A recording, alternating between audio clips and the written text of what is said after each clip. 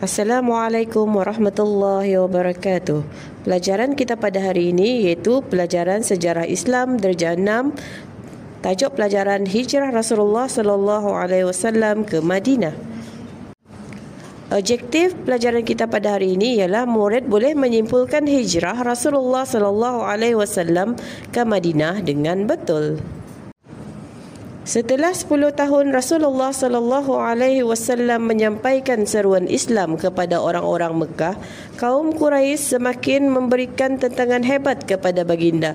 Lebih-lebih lagi selepas kewafatan isteri baginda, Sayyidatina Khadijah radhiyallahu an dan bapa saudara baginda yakni Abu Talib. Oleh yang demikian, Rasulullah sallallahu alaihi wasallam menyebarkan seruan agama Islam kepada orang-orang luar kota Mekah, terutama para jemaah haji dari Yathrib di Madinah yang mengunjungi kota Mekah pada tiap tahun. Dakwah Rasulullah sallallahu alaihi wasallam itu semakin hari mendapat sambutan, termasuklah Islamnya sekumpulan penduduk-penduduk Madinah yang terdiri daripada kaum Aus dan kaum Khazraj.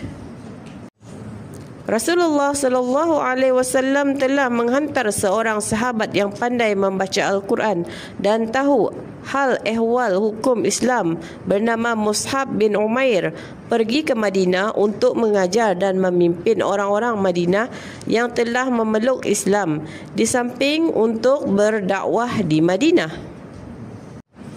Mus'ab telah berjaya memberi pelajaran kepada penduduk Madinah sehingga ramai di antara orang-orang kenamaan dan pembesar-pembesarnya memeluk agama Islam.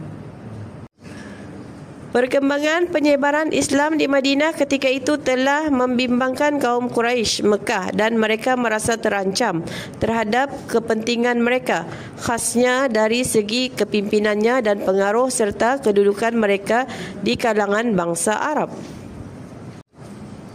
Kaum Quraisy bertambah khawatir dan marah kepada Rasulullah sallallahu alaihi wasallam apabila mengetahui bahawa baginda akan berpindah ke Madinah.